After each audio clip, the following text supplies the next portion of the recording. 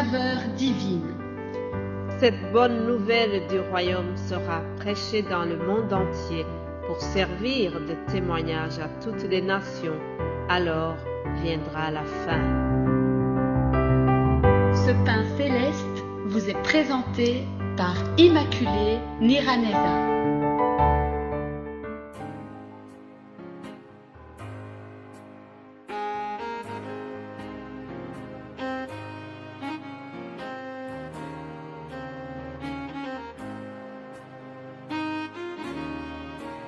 Shalom, shalom, mes bien-aimés, que la paix de Christ soit avec vous tous. Oui, la paix de Christ soit avec ceux qui se trouvent ici en Europe. La paix de Christ soit avec vous qui se trouvent en Amérique. Vous, les amis qui se trouvent en Australie, au Canada et partout où vous vous trouvez, partout où la parole de Dieu est enseignée. Que la paix de Christ vous accompagne, que la grâce de l'Éternel soit avec vous. Oh, vous savez, sans la parole de Dieu, nous n'avons pas droit de venir auprès de vous. Nous venons vous parler seulement de la parole de Dieu. C'est pour cela que je voudrais ouvrir d'abord la Bible avant de continuer cette méditation. Je vous propose de lire le psaume 90 ou 90, verset 12. Il est écrit: Enseigne-nous à bien compter nos jours, afin que nous appliquions notre cœur à la sagesse. Au verset 14, je lis aussi: Rassasie-nous chaque matin de ta bonté, et nous serons toute notre vie dans la joie et l'allégresse. Réjouis-nous autant de jours que tu nous as humiliés, autant d'années que nous avons vu le malheur. Que ton œuvre se manifeste à tes serviteurs et ta gloire sur leurs enfants. Que la grâce de l'Éternel, notre Dieu, soit sur nous. Affermis l'ouvrage de nos mains. Oui, affermis l'ouvrage de nos mains. Alléluia. Voilà une belle prière pour commencer notre semaine. Chers amis, le temps passe très très vite. Ma prière pour vous et moi, c'est que nous puissions bien utiliser nos jours, comme le psalmiste vient de le dire, que le Saint-Esprit nous enseigne à bien compter nos jours, afin que nous puissions utiliser nos jours avec beaucoup de sagesse. Voilà mon souhait pour vous en commençant cette semaine. Je prie que la grâce de l'Éternel soit vraiment sur chacun de nous. Je prie que la grâce de Dieu puisse affermir tout ce que nous faisons dans la vie de tous les jours. Que la grâce de Dieu vous accompagne toute la semaine ici que nous venons de commencer. Alléluia. J'accueille tout le monde. Vous tous qui écoutez cette émission Saveur Divine, soyez les bienvenus. C'est avec une grande joie que nous voulons encore une fois partager la parole de Dieu durant toute cette semaine. Je remercie le Seigneur pour cette œuvre et je le remercie infiniment pour votre soutien, pour vos encouragements. Que toute la gloire soit pour notre Seigneur à travers tout ce que nous faisons dans ce ministère Saveur Divine. Alléluia. Merci à vous, frères et sœurs, qui donnez de votre temps pour préparer les messages et pour diffuser la parole de Dieu. Vraiment, que Dieu vous rende au centuple et je sais qu'il va le faire.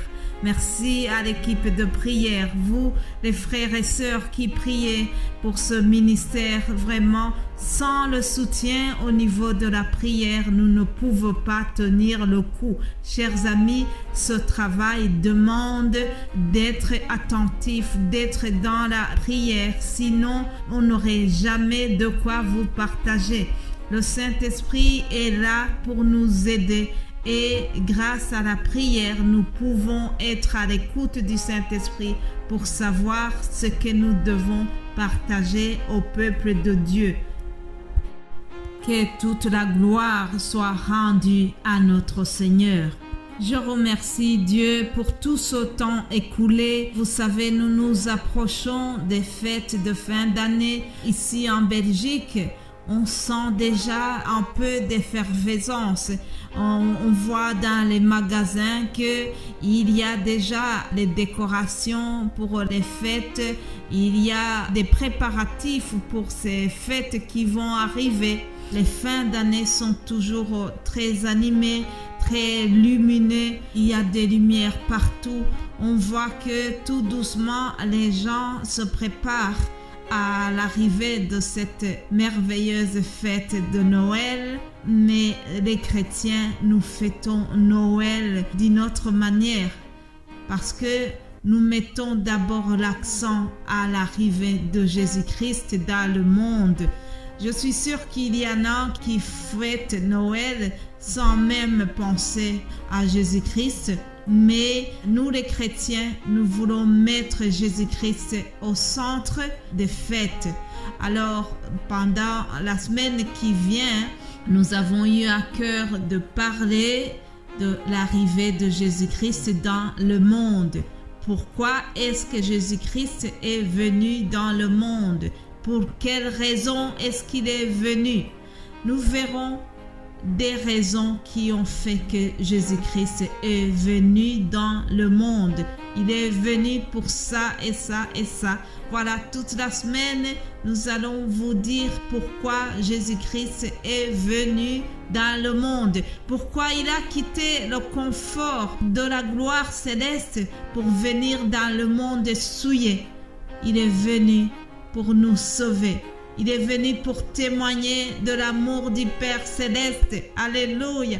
Plusieurs raisons qui ont fait que Jésus-Christ a quitté la gloire pour venir ici dans le monde. Et pendant la semaine qui arrive, nous aurons assez de temps pour vous parler de ça.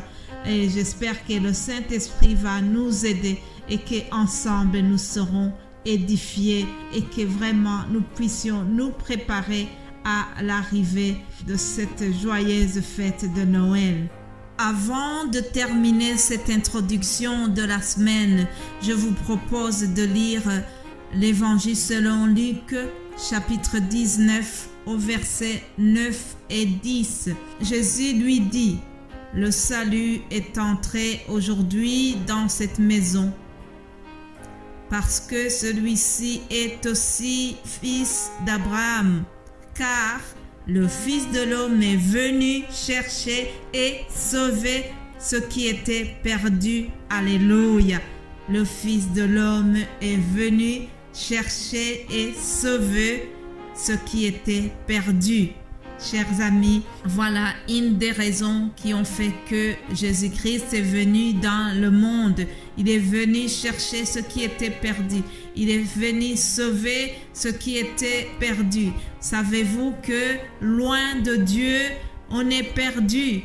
Parfois, on ne se rend pas compte, mais si vous vivez sans Dieu, si vous vivez sans Jésus-Christ, vous êtes perdu. Jésus-Christ est venu chercher et sauver ce qui était perdu. Les versets que je viens de vous lire concernent ce monsieur qui s'appelle Zachée. Avant que Zachée rencontre Jésus-Christ, c'était un pécheur. C'est quelqu'un qui avait détourné l'argent du peuple. Mais une fois qu'il a rencontré Jésus-Christ, il a été transformé. Il s'est converti et il a même décidé de rembourser l'argent qu'il avait volé 4 fois. Ceux qui avaient été arnaqués par Zachée ont vu leur somme remboursée 4 fois. Alléluia. Voilà ce que Jésus fait lorsqu'il arrive dans le cœur de quelqu'un, lorsque quelqu'un est transformé, lorsqu'il est touché par la visite, l'arrivée de Jésus-Christ dans son cœur. La personne change, la personne se convertit et c'est ce qui est arrivé pour Zachée. Alors, pendant la semaine ici, je vais continuer en vous donnant encore une fois des raisons qui ont fait venir Jésus-Christ dans ce monde. Soyez bénis et passez une excellente journée. Nous allons continuer pendant la semaine Que Dieu vous bénisse très richement. Amen.